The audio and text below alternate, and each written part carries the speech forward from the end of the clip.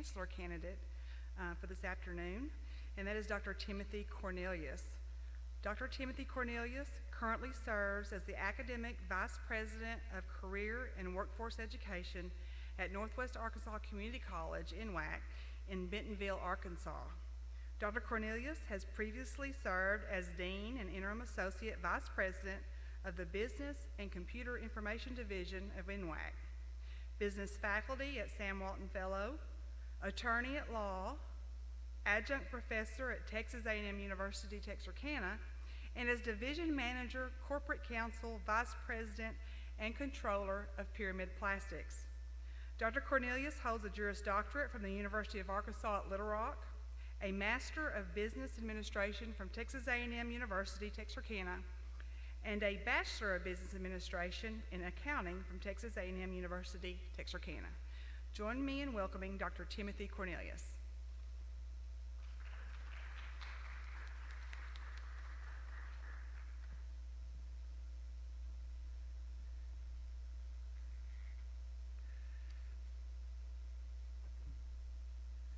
Well, thank you for the very kind introduction.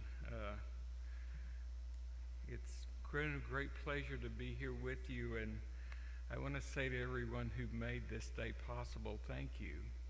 You've been very kind with your time, generous.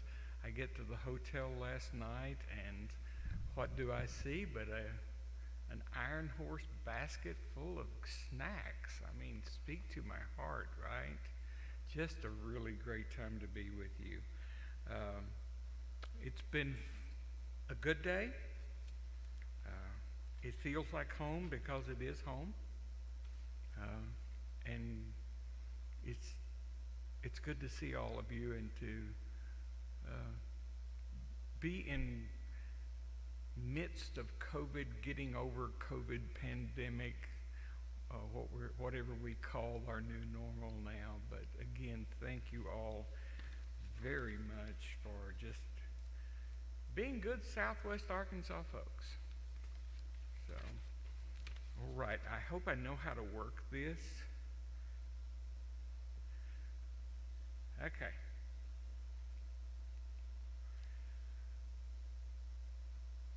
I didn't know how this was going to turn out, but you can Google something called design fails. I know, believe it or not, we have a lot of things. So when I'm looking at this picture, what happened? Did they build the staircase first and then put the door? Or did they build the doors and put the staircase wrong? So why I put this in here is think about solving a problem, or maybe just making a poor design. Poor design should really never happen, but it does. My wife kept calling that the stairway to nowhere. Well, it actually goes somewhere. It just doesn't go much. But actually, you can see more of these things on design fails. I almost put one in. It was a box of lemons that said, ideal for making orange juice. Now, is that not 2020 or what? But this stairway doesn't work, so that's not innovation. So I want to the talk of my presentation is actually on a vision for UAHT's future through innovation.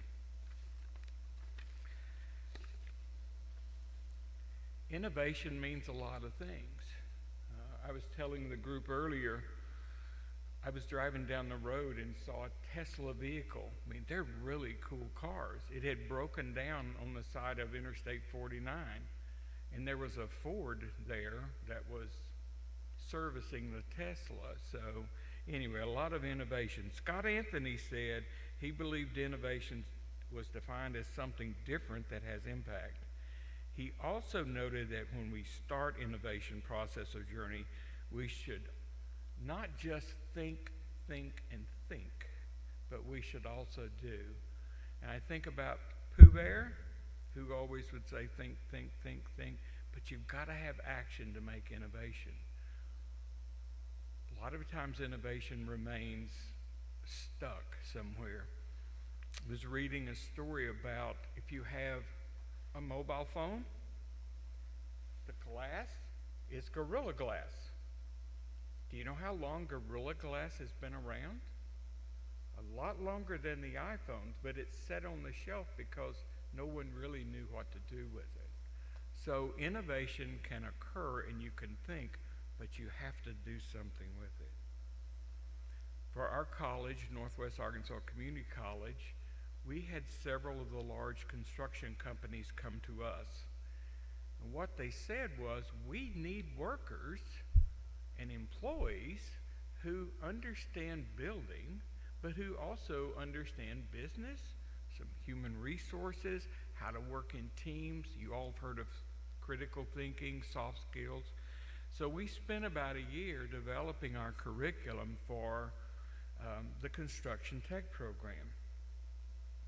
Well, what's interesting in how we did this was to look at what we could do to make sure that we didn't just have one subset of students. So I can tell you that in our first class we had about 25 female students.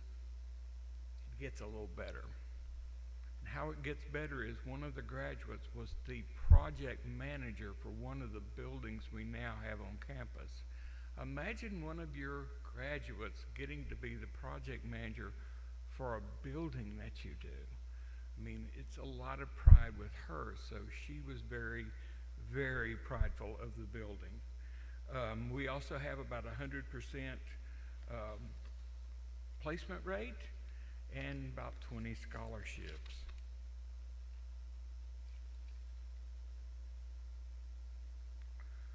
I'm not going to read this to you, but Tim Putnam's a friend of mine. I'll leave this to your reading.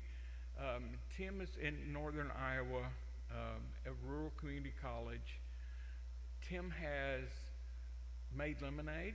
He's taken the lemons and made lemonade because he's had to. Rural areas have to be innovative. What we have to do is redesign curricula to best meet the needs of students, society, and emerging workforce trends.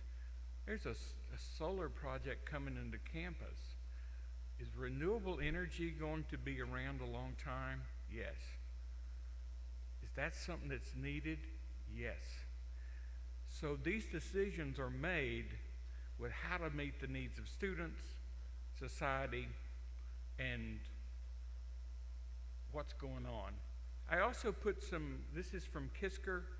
He says he believes we need to shift to a student-ready culture where community colleges meet students where they are, notwithstanding the assets and challenges they have along with the barriers they face. I met with students this morning, very impressed to hear about the Collegiate Academy. But as I looked at them, I thought, that was me a number of years ago. I'm a product of a community college. Now, at the time, I'm from Hope. I think my family's been in this area for a long time. Roots go back. And you all say, well, that's great, and all that. But what I'm telling you is that when I started out of Hope High School, this was Red River Vocational Technical School. And the one thing I knew about me is that I'm not very good with power tools, and I'm deathly afraid of electricity.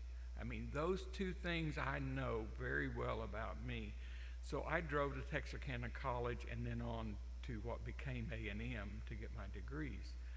But as I looked at the students, we have a fiduciary responsibility to them, to our stakeholders, our taxpayers, and the citizens of Arkansas to make sure that they get the best quality education that we can do. Our students are important to the region, and your tagline, the bridge to the future, you realize we are the bridge to the future. We are how they are going to be able to do creativity, craft, and career. A part of this is also we need to make sure we diversify our region to be as anti-fragile as possible. Now, I want to talk a little bit about anti-fragile. I actually live in Fort Smith, Arkansas. I'm approximately 2.5 miles, my house is, from what was a Whirlpool manufacturing plant that at one time employed over 6,000 employees. That's a lot of people. There's a lot of peripheral jobs that were available. We moved to Fort Smith 13 years ago, and the plant was shutting down. There is no Fort Smith Whirlpool plant. It's gone. Train is gone. And it took a lot of businesses down with them because they couldn't survive. But being resilient Arkansans, we said, okay, we'll pivot. And so the people of Fort Smith pivoted, are starting with some new art venues, which is very important. Hytrol is coming into the old Whirlpool plant. It's really making the region more anti-fragile. So when the ups and downs hit, and we're going to have them, that we're less anti-fragile. I can remember when Hope had, and Dr. Thomas and I'm going to date myself, we called it the generator plant. They rebuilt alternators and all. Those were big employers. We had the Hope Wire products. We had a lot of major employers. Employers change over time. So we have to make sure that our economy is built as close as possible in this region on being anti-fragile. I have said that if I were the mayor of a town, I would rather have 100 businesses with 60 employees than one business with 6,000. Because if you lose one of the 100, it's not so bad. If you lose the 6,000, it's very difficult. So that's why I believe in cultivating an entrepreneurial mindset. Believe it or not, it's really good to start at 4th grade. 3rd grade even will work.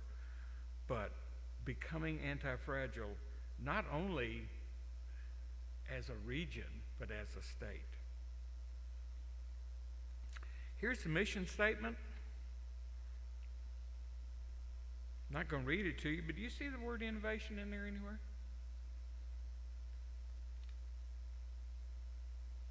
I do.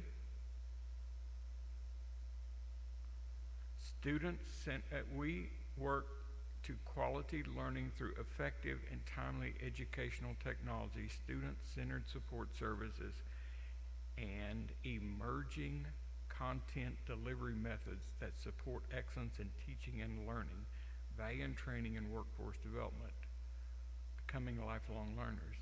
That sounds like innovation to me. Those aren't just words, but this sounds a lot like innovation. And making civic and cultural enrichment. I can tell you right now that there are community colleges and universities that would be, I guess the good word might be just dying to have this kind of facility on their place. This is so very unique that it's almost unheard of.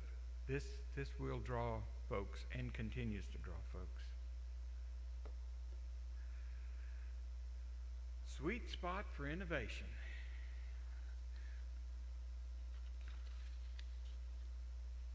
This is actually from Tim Brown with IDEO. Not all innovation is good. So I want to give you a challenge.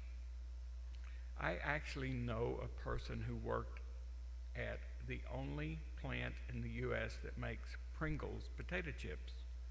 Does anybody know where that plant is located? It's Jackson, Tennessee. Did you know that Pringles only have seasoning on one side of them? I didn't either, but he was telling me.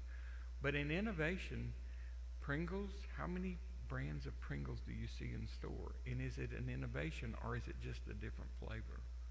So what is an innovation? For Tim Brown, it's something that is viable, not something that's fly by night, something's going to stand the test of time. Desirability, human. A lot of big movement now on human-centered design. Things that don't work, things that do work. What's happening is instead of people saying, well, we're going to make this because I know people will buy it, not anymore. That's changed. The last thing is feasibility, technical. I got to hear a NASA scientist a few years ago in Houston who said, we are going to Mars. Guess what? We're on Mars. Do you realize that there is now a planet in our solar system that is inhabited more with robot machines than with anything else? It's Mars. But he said the way we were going to get to Mars is you can't carry enough stuff with you to get to Mars. You can't do that. You're going to have to be innovative and think about you've got to grow food. You've got to be able to recycle waste. You've got to make oxygen. What if a part breaks? You can't call up J.B. Cook and say, you know, I really need a new alternator up here. I'm just about halfway between the moon and Mars. They can't go. And once you're on the road, you're not going to get off. So he talked about fabricating our way to Mars. You can actually probably Google it and see it. But he said we will actually have to make things on the way to Mars to repair. That's innovation. 3D printing, a lot of things that are coming along. Robotics.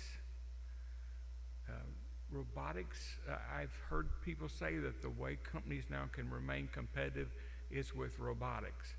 There's going to be a big need to repair robotics or robots. How about the need to repair electric vehicles? was watching television a little bit last night, and I saw an electric vehicle. That's really cool. It had independent drives and just pulled into a parking lot. What happens when that drive shaft breaks? How does it get repaired? Is that something, just throwing it out, is that something UAHT needs to look at? Are we looking down the road for being able to repair vehicles like that? I don't know the answer. Innovation occurs when all three of these parts come together in this Venn diagram.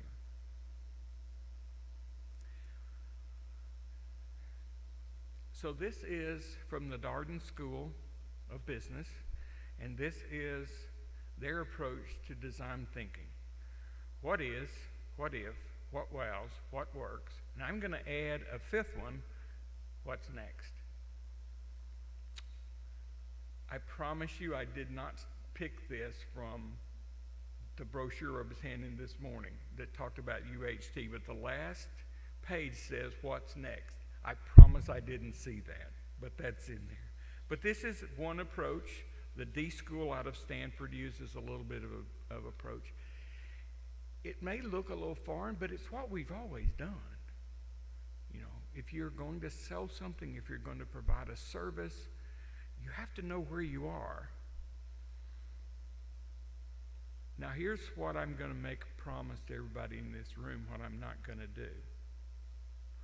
Is I'm not going to come in here and start suggesting solutions without knowing the right questions to ask, or making assumptions that I know what we should do. That causes me to climb Mount Stupid, and I don't want to go up there. In the what is phase, we journey map. Have you ever mapped how a student comes to register here? When they start, say, I want to go to UAHT. Have you ever mapped their journey from interest to applicant to student? That's an interesting thing to do. Value chain analysis. If you look at the lean canvas model, and if I ask you individually, tell me what the value-added proposition of UAHT is. What makes you value-added? I'll leave that with you. All right, in the what if, and then we go to brainstorming. That's an overused word a lot, but it will work if it's done correctly. Into what if, we develop our concept.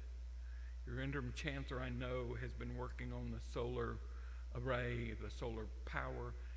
So the concept's being developed, how we're going to do it, where we're going to put it, what wows we're going to do testing. I already heard that they're going to you're going to devote some of the time to powering the college, but a lot of times it's got to be devoted to students learning how to repair. We rapid prototype. There's not a mouse here, but the first mouse that developed for Apple was crummy. But they took, this is hard to believe, but they actually did. They took a roll-on deodorant stick and used that to start working on developing a prototype for the mouse. It's incredible to start off and cheap. So whether you're doing a service, maybe we're going to do a course. Rather than launch it full bore, maybe we offer it as a non-credit or career credit and kind of test the waters, see how things are going to look. And we get into, and we do all this by working with our potential users. There are three types of users. There's extreme users on both ends, and then there's most of us in the middle. I mean, have you ever used a screwdriver for something other than to tighten or loosen a screw? Have you ever used it to poke in the ground? You're probably one of the extreme users. But there are extreme users that use things in ways we may never have thought. What works? Custom co-creation, learning launch. Does it work? Have you tested it? Does it make sense? Do we need to redo the prototype? Oh, well, wait a minute, we forgot about this. We didn't know that was going to happen. So there are many different approaches, but this one I want to use because I'm going to start out using this. We do not start with solutions, we start with questions. So here's where we are. Arkansas First Solar Array Lab and Array, Tex America Center, Texas A&M Branch Solid Partner, Bladesmith School, Collegiate Academy, Textbook Rental Program. That's a bellwether nominee. And that's incredible. New plant manufacturing pellets for barbecue and Hope just signed to come in. Renovations in downtown Texarkana for apartments. Downtown space is becoming more vibrant. As part of empathy, we bring stakeholders together and we develop personas. Again, I know these are kind of rhetorical questions. What does the average, I hate the word average, what does a typical UAH student, how do they look in terms of persona? Are they, I can answer, they're probably female, more female than male. Age, demographics. You look at what's the target group we're serving, how might we serve them better? We've had enrollment declines. Northwest Arkansas Community College is a large community college, and we were hit very hard. And I say that to tell you we have a certified retail analyst program that is the only one in the nation to the depth that this one is. You can come out of that program after 5 classes and go to work in the supplier community for Walmart because you will know Retail Link and understand how to pull data and merge data. And the starting pay is about $70,000 a year. It's a career credit. We've had PhDs, we've had attorneys come in here. Before COVID, I think we're going to say, it used to be for some of us, it was before 9/11, after 9/11, this will be before COVID and after COVID. Our retail analyst program was all paper. It was, when I journey mapped this for a student, there were, I think, 17 steps that it took to a student to get registered. It is a great program, but suddenly, we all went home. So we had to pivot, because every class was in a classroom. Every class was done this way. You actually get an ID that you can go into the Walmart computer system and pull data. So COVID hits. What happens? We all go home. What happens to the retail analyst program?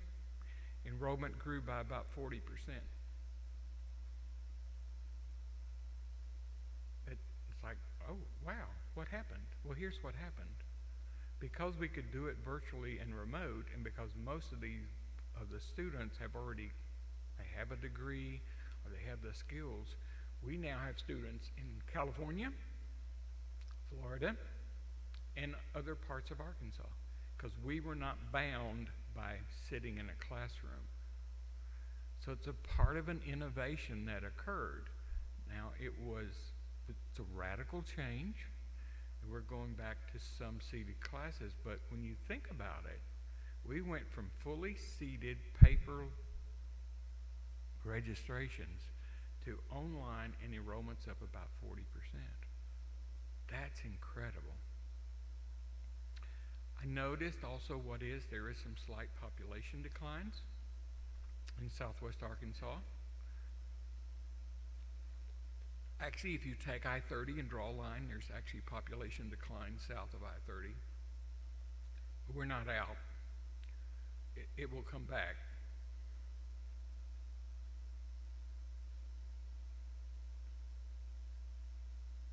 I thought about reskilling and upskilling. That's something we're hearing a lot. So I don't see Miss Israel here. Actually, I'd hope to see her because she and I are on Zoom calls with Arkansas Community College pretty often. So I've seen a lot of you. I just haven't met a lot of you. But what are business and industry saying we need? What are they telling you And I'm saying these rhetorical questions, but we go to and ask people, how might we help? We are one college with one mission statement, with a couple of locations, but we are one college. Whether we're workforce, whether we're health professions, it doesn't matter. We are one college.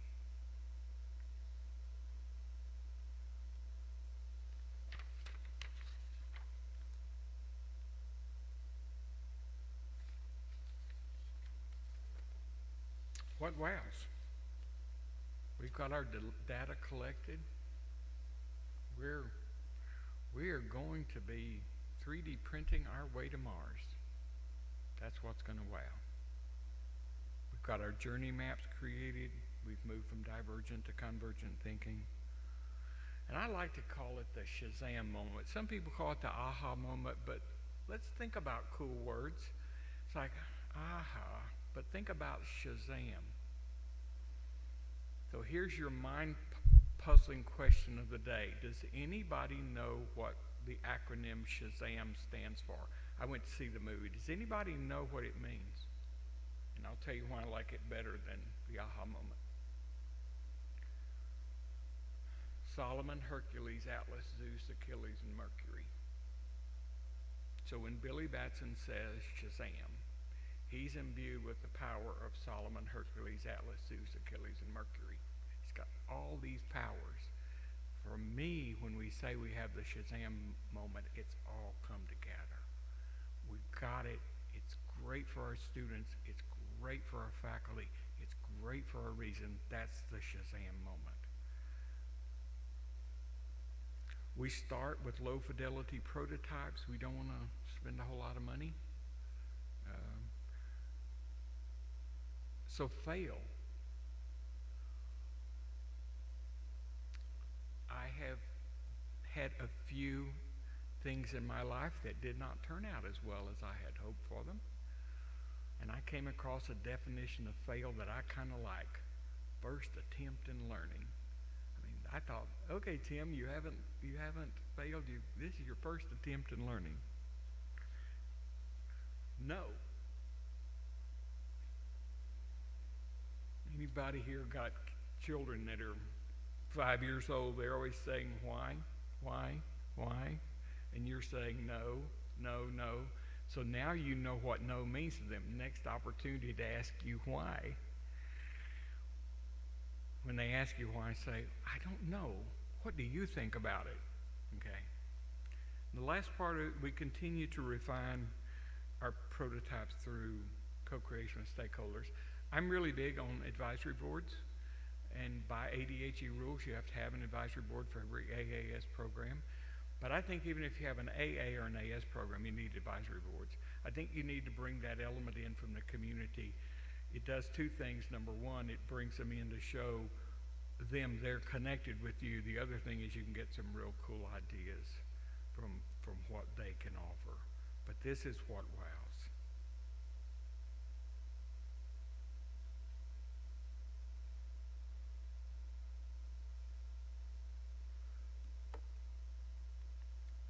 What works?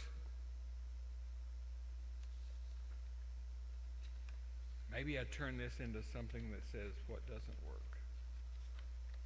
You know? What works? We have a working prototype. We may have to refine our ideas. What we have may not exactly work, so we test, then we go back, and we test. But we're testing in a good way to make sure this is what is needed in the marketplace, and this is what students need. I mean, the mission statement here is student-driven with innovation, or that's my read of it. It's important to know why something didn't work. In talking to some folks today, I'm sure you get notice of how many students are coming in from the various public schools around. And a school maybe has 20% of their students come to UAHT, 40% go here, 30%. But if the numbers don't add to 100, my question always is, where's that last 10 or 20% going? I want to know why we're not able to reach them. Is there something we're not doing to help them? Because I stand before you today as a person who education made a difference in me. I told you I come from a long line of people in this part of the world. I am a first generation college graduate. In fact, we even have it on our name tags. I'm first generation. And Dr. Thompson, I'm a first lawyer. I don't think they like to talk about that. But the point is, I know what it's like to come through and wonder, am I going to make it? What am I going to do? I like the study groups. I like what we have here. But work through things to make sure that what we have works and what works for students, and that we can be feasible in doing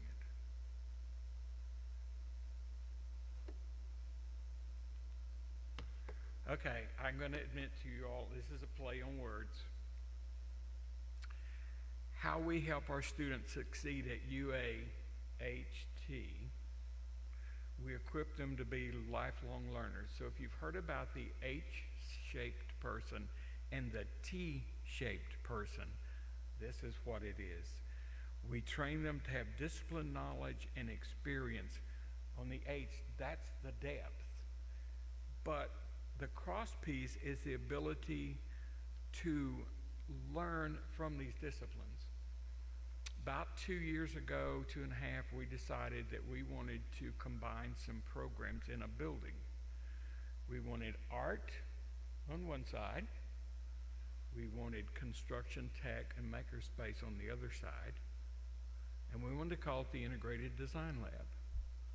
Now you say, well, art, construction, how does this work? Well, look around you. Because without good design and without good construction, this would not be here.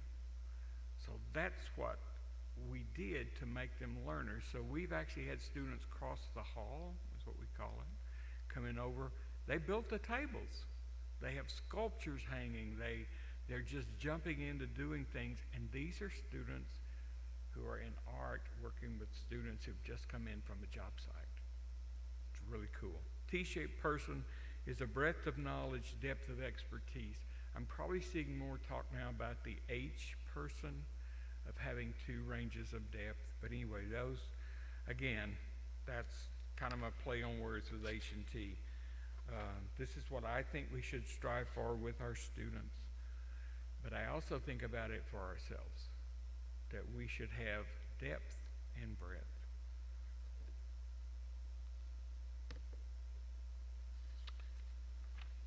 So here's what's next. We listen and use empathy, not sympathy, empathy. We ask questions. We ask more questions. We become the 5-year-old traveling in the car from here to California who has a lot of questions. We become a region of maker cities and towns. I am convinced that becoming a region of having fab labs, maker spaces, and places where people can tinker is absolutely vital in our new fourth industrial revolution. It's absolutely vital. It is happening all over the world. I would propose that we hook in with the Fab Lab network out of MIT, because once we have the Fab Charter, that means we can have the general public coming in, but also it means our students can connect with students in Denmark, Norway, Canada, and collaborate together. I call it being able to travel abroad and never leave home, because you can collaborate this way. It's very safe. We define ourselves, what we are, and we can and will be. We use decision-driven data analysis, analytics to make decisions. If I am anything, I'm a planner. I kind of drive my spouse a little bit crazy at planning, but I plan, and in here I do not want to ever risk the college resources in a way that we don't have decisions and data to back up what we're doing. Just because I think that everybody should be able to do X, Y, or Z doesn't mean that everybody wants to. So that's why I love advisory boards. We use these decision-driven data analytics to make decisions. We instill an entrepreneurial mindset, K to gray. What I mean to K to gray is from kindergarten to this, gray. Children are born entrepreneurs. A few years ago, I approached the principal at Elmdale Elementary School in Springdale, Arkansas, about doing a project I called E to the third power, Elmdale Elementary Entrepreneurship. The school is about 95% poverty. It's about maybe 75% Latinx. But I'm telling you, these students are some of the most entrepreneurial you'll ever meet. So what we do is I have curriculum. They start in the fall. They divide up into teams after school, and we're competing against Girls on the Run. I thought, we won't get anybody. Most of the students in there, we only have 20 to 24, most of them are female. They have to go through Lean Canvas model, 9 steps in Lean Canvas. They watch Shark Tank. Who would have ever thought a 10-year-old child would love Shark Tank? It's like, really? They love Shark Tank. We make them and then in the late fall, they've done their projects and our service learning students are working with them. They have to build a prototype, and then they have to go before the sharks. We have bankers, we have people from all over Northwest Arkansas, normally about 20 of them come in, and these 4th graders, these are 10-year-old, mostly females, pitch to the sharks to get money because they want to borrow money to make their products, because anything they sell above cost they get to keep. Now, I'm going to share with you a secret about the Shark Tank. I'm the only shark. The others are just there to hear them. I'm the shark with the money. I had 3 young men, and this is, again, we have to be careful with stereotyping. They said, we think we're going to make bracelets. I thought, that sounds pretty cool. So they borrowed $60. I think they made $160. Imagine you're 10 years old and suddenly you got about $35 you made over one day sale. And that's pretty good. We bring them on our campus so they can sell their products. And the other thing that's important to note about a 10-year-old, Lay's potato chips from the college bookstore taste better than Lay's potato chips from anywhere else in the world. They want to buy them. What we're doing is not only helping them develop this mindset, but we're also, through our service learning students, saying to them, you can come to college. You can be a part of college. They did it, and you can do it. It's been really, really fun. We develop more public-private partnerships for upskilling, reskilling to develop our workforce. We can do that now. Work with the local industries. So we attract people to our area by showing them the quality of life in our region. The phrase I like to use, if you can work from anywhere, why not work from here, right? Why would you want to live in New York City when you can live here? Young married couple across the street from us, he works as a data analyst for ArcBest. She works as an RN.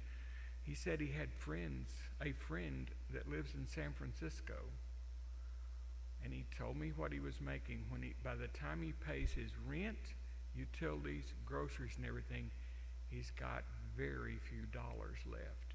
He could work remote from somewhere else and have money, but he will not leave.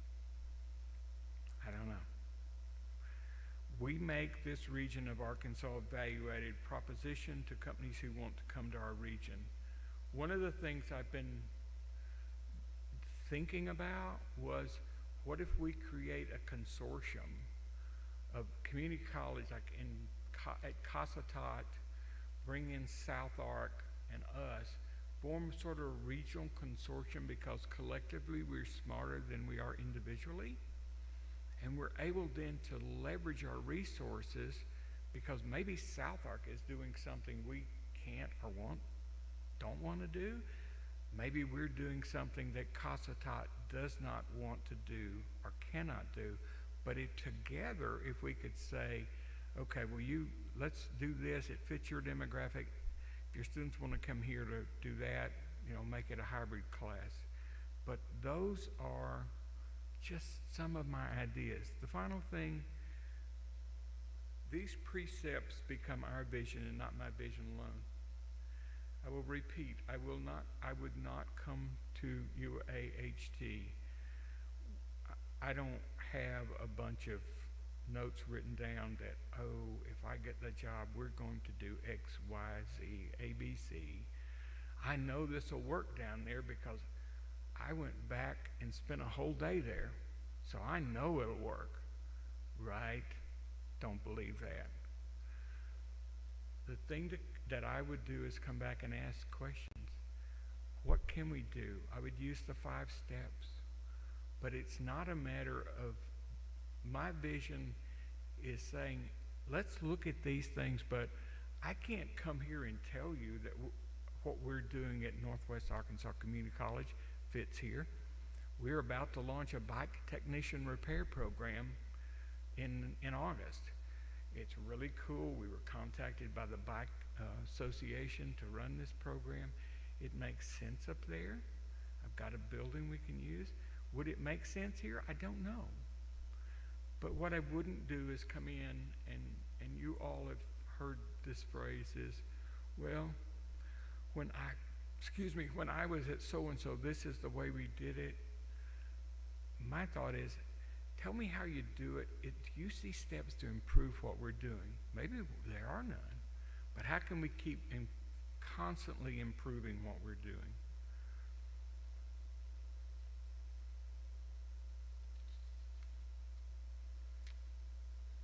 I got a couple more slides. This is death by PowerPoint, but I promise I'll revive you on the last one. So, I thought about this. I'd already sent this in. Instead of let's innovate, let's continue to innovate. And I'm going to read this. We must recognize that innovation, diversity of ideas, and I've been asked about that, that's cognitive diversity. And new concepts don't need to be imported into rural communities. They're already here. Folks, we've been innovating forever. If your watermelon crop dies, you do something else. You plant purple whole peas, right? We have done this. Rural entrepreneurs and community leaders have always, by necessity, been innovative. Rural America is not just here. I've got friends in Iowa and Kansas, and it's just basically farming. And it's like, how do we help? What do we do?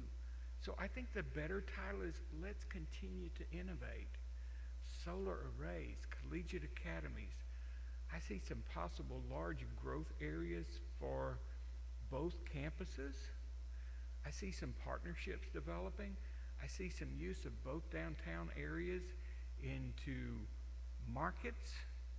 I see a lot of things it could be, but they need to be fleshed out. They need to be explored, and not just from me, but from all of us. Innovation, in my opinion, is driven by the needs of the region and the community you serve, not by what's going on in San Francisco. There's an excellent book out that talks about the difference between what happened in Silicon Valley and what happened on Route 128. Route 128 is the part through Boston and all. And why Silicon Valley became this hub of innovation, and yet you have two at least 2 large research universities in New England that kind of innovation didn't happen. There's a reason for it. It was a spirit of collaboration and not siloed up. You don't have that here. But that was my point of talking about community colleges coming together and saying, how might we make it so students can move here and there? And whether you live in Genoa or Falk or Prescott, it doesn't matter. How can we make this so that you can have a quality of life?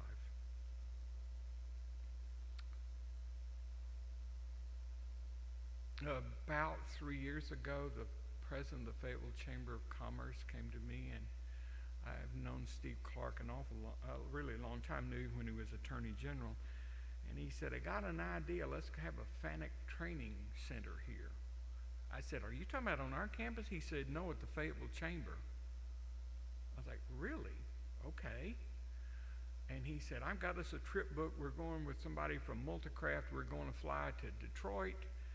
And Detroit was really bad at that time. I did not look forward to that. We went to Detroit. We went to FANUC. We went to ABB Robotics. Came back. He wrote a grant. And so we have the very first robotics training center sponsored by a Chamber of Commerce and partnered with NWAC. And based upon what I heard, because we were able to secure a grant, we have trained 120 area high school students. We have the largest number of FANUC-trained robotics technicians in the state of Arkansas. That's pretty cool. That's what, we looked at what is, now what's next? Just got a new robot, moving on into vision and other things. Is that needed here? I don't know. I know that folks from Tyson Foods said to me, we do not need programmers. We need people that repair robots, and they're paying very well for that. Is that our next? Is that our next? What's next? I don't know the answer to that. You're innovative. Don't ever let anyone tell you you're not. You're important as much as any place in the state of Arkansas. So last slide.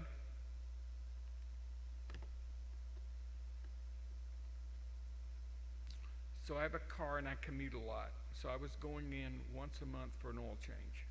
When we went to COVID, when I finally went in for an oil change, the guys at the oil changer looked really strange. And I thought, what's wrong? And they said, well, we thought you may have. I said, I didn't die. I'm just not commuting as much. Oh, okay. But this is actually on their wall. This is probably what we don't want, crazy innovation. And I don't know if going into a place where you get your oil changed or car repaired, if this is the best sign to have, but I still thought it was kind of cool.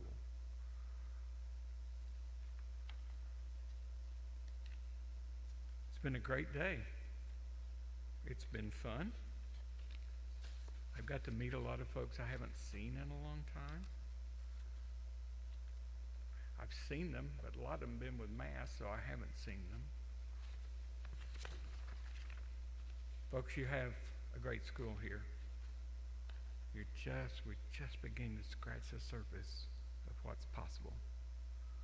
We can ideate and move forward. So, Interim Chancellor Laura, thank you for everything. Dr. Bobbitt, thank you. I want to see if there's any questions. Yeah. Okay. All right, so let's open it up first to questions from the audience. We have a couple of mics. John? Okay.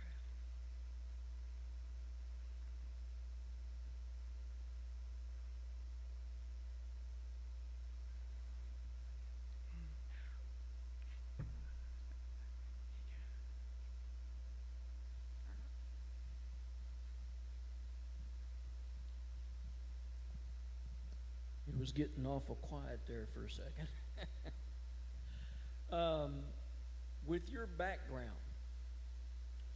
and your experience What all do you feel that you can offer the college should you get accepted?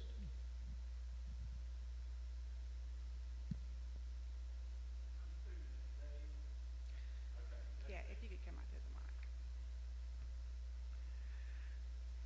mic. Dave, you know sometimes you try things and they don't work.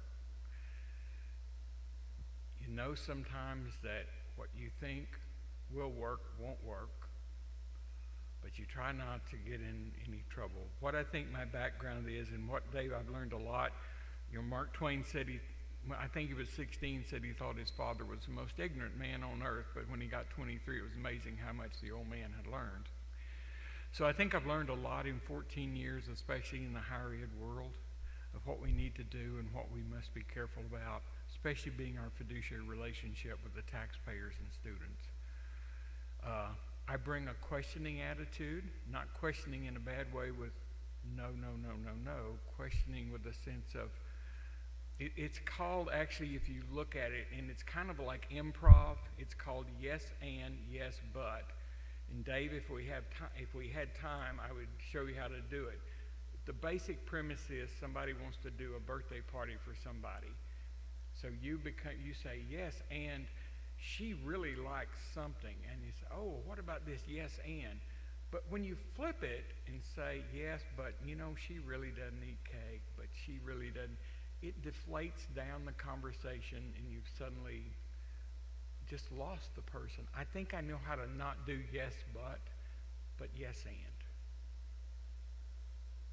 And not argue from my points, look at it holistically. It's a shared leadership model.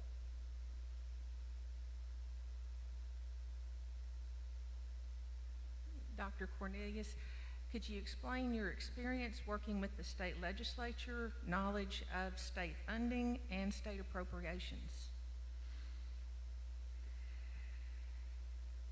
Well, those are all three fun things. I did look at your appropriation bill. I was interested to see how that was going. I have worked a lot peripherally with our legislature because there are certain things we wanted to be able to accomplish. We had, and some of you may know Jim Hall. Chris, I think Jim Hall retired, but we worked through him. We got copies of the bills and we worked through them. Performance funding has, I'm not sure because I don't know if we're going to be released from some things.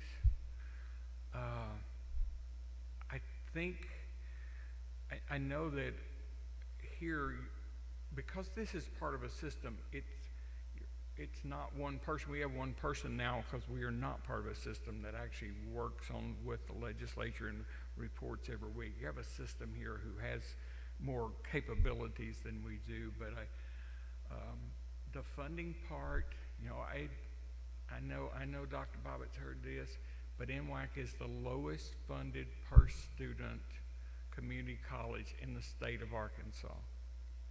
Now, it is what it is, but we have a millage, and then we have student tuition, but student tuition is about 52% of our budget. So yeah, we look at this, and when there's a bill or something that adversely affects us, we get on the horn. I don't know, with the state revenue being up, I don't know how we can get cuts, but I don't know. It looked like your appropriation bill looks pretty good, as far as I can see. Now, there may be something that I'm missing in there, but it looks pretty good. But, you know, my thing would be to working within the system in saying this bill could adversely affect, especially rural community colleges.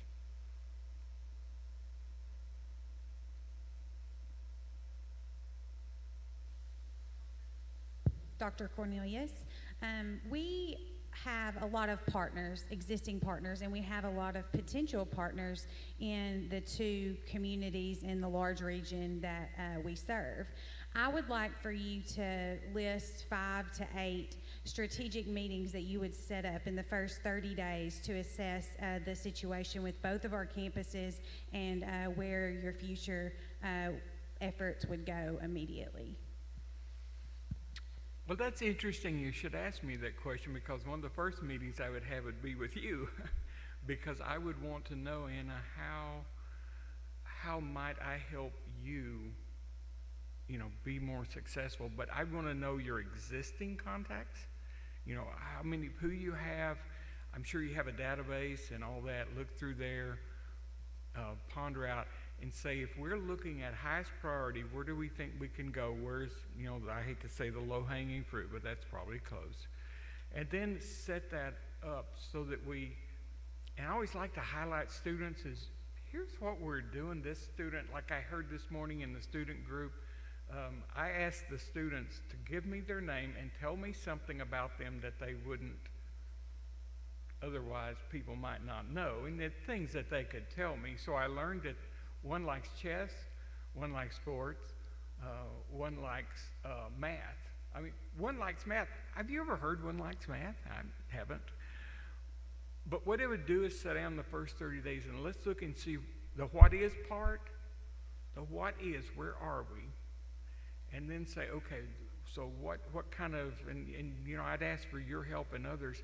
Then how do we plan the strategy for looking at where do we need to go and just see? I don't want to promise you something that we couldn't do, and I don't want to sound vague, but I really want to know the lay of the land. If you ask me in Northwest Arkansas, I can give you the answers because I know the landscape up there, have done it for 13 years. I don't know the landscape as well here, so I've got a bit of a learning curve. So I would probably ask you a whole lot of questions, and eventually you would say, why not? Because I'd keep asking why. The 5 whys till we get to something. But one of the first things I would like to do, and I see we have Hope Schools, I would like to meet with each and every superintendent of each and every school district within my first 30 to 45 days.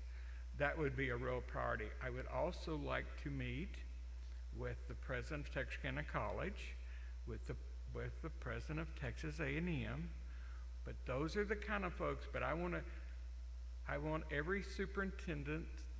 We're going to do the how are you? Good to see you. I want to meet with you. Now tell me how might UAHT work to help serve your students better. So yeah, students or school superintendents are, I won't say first on the list because I would want to get to know all of you, but they're about second or third. I do that now and work with them, mostly a lot of with CTE directors, but I want to get the bond more closely aligned with students, especially the rural areas. I won't forget Hope or Texarkana, but we're all one college and one equal. So, Anna, that's my answer to your question.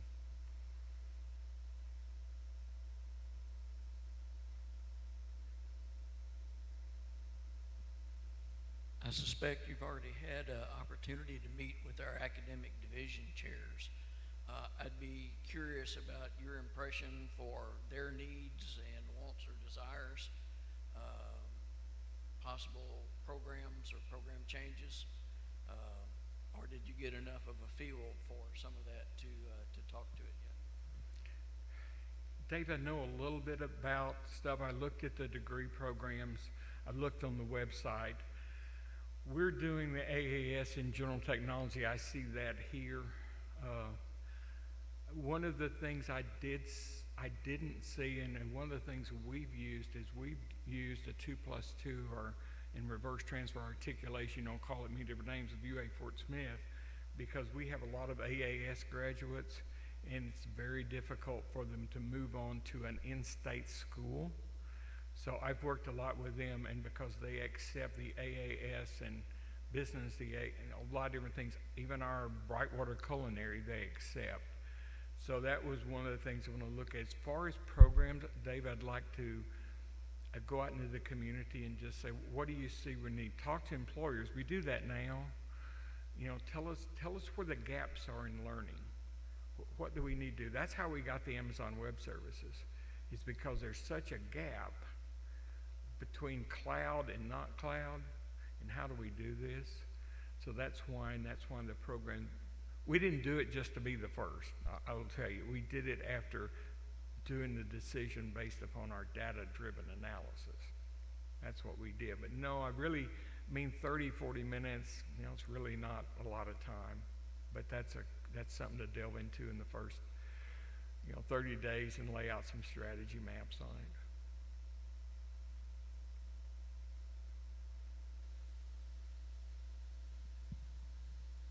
Hi, Tim. It's been a long time. I'm Catherine Cook, still here. Well, Catherine, how are you? Good to see you.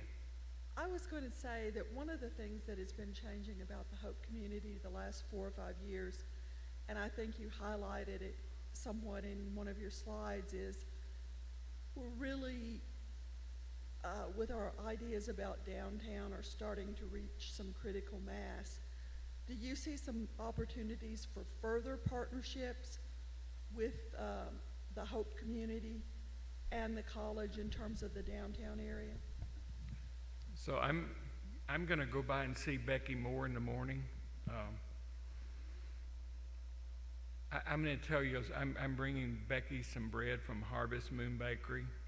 Now, I know you don't know what Harvest Moon Bakery is, but Harvest Moon Bakery is a family-owned bakery that started in Fort Smith about 2 years ago.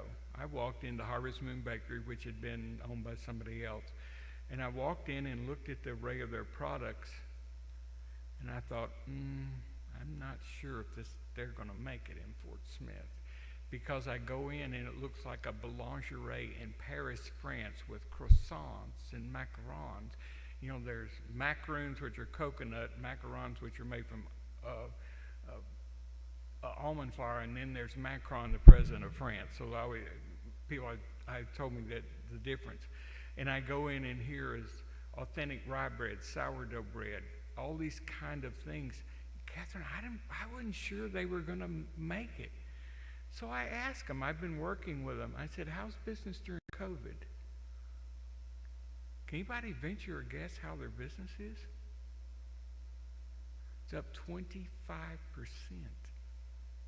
in a pandemic, and selling bread and croissants and halos.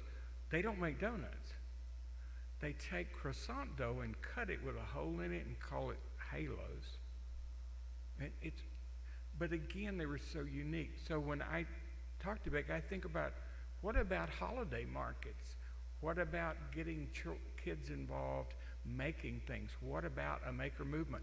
What about a wood turning group? I mean, there's some big ones up in Northwest Arkansas. We got wood down here. Other partnerships, things like the bakery. When I tell you, if you can work from anywhere, why not work from here? But we have to be attractive to a certain demographic of people that want to come and want to be part of a vibrant downtown. I see some deserted buildings. Guess what it looks like to me? Looks like an opportunity for a co-working space. I was thinking about the old Southern Ice House down across from what was a Dairy Queen. I could see that becoming a maker space for the community in there. 2 or 3 3D printers and something like that. I see all sorts of things downtown in some of those buildings. Gosh, you could put some 3D printers, have Girls Garage, Maker Girl. I mean, there's a whole lot that can be done. So I'm anxious to talk with her tomorrow, and she's going to get a loaf of Harvest Moon bread. Told her I'm not sure if I'll make it till tomorrow with it, but we'll try.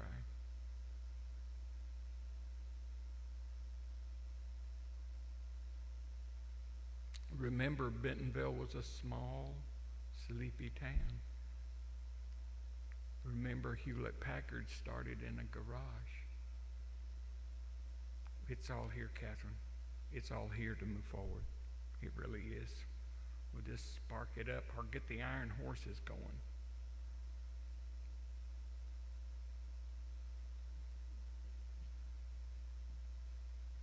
Are there any other questions from the audience? Are there any questions that could come through the presentation? No? Okay. All right, seeing none. Thank you. Thank you very much. Thank you all for coming. We appreciate that. We'll have our next candidate will be at the same time tomorrow afternoon.